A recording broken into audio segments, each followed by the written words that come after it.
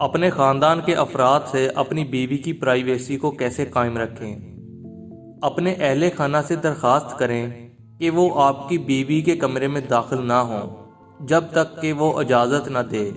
مثال کے طور پر جب وہ لیٹی ہو یا دروازہ بند کر دیا ہو۔ اپنے بھائیوں سے کہیں کہ وہ اس کے کمرے کے دروازے کے باہر نہ منڈلائیں۔ کسی کو بھی اس کی الماری یا ہینڈ بیگ کو ٹو لینے کی اجازت نہ دیں جب تک کہ وہ خود نہ چاہے۔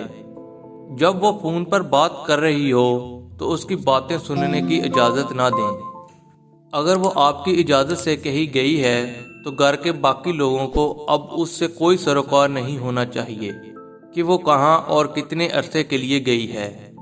اس کے کپڑوں کو ایسی جگہ نہیں لٹکانا چاہیے جہاں آپ کے مرد رشتہ دار اس کے ذاتی لباس دیکھ سکیں۔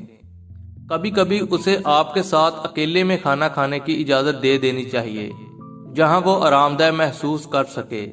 یہ بات دھیان میں رکھیں کہ علماء اکرام کی رائے ہے کہ شوہر اپنی بیوی کو اپنے سسرال کے ساتھ کھانا کھانے پر مجبور نہیں کر سکتا۔ اس کے راز یا ذاتی معاملات کو اپنے خاندان کے افراد پر ظاہر نہ کریں۔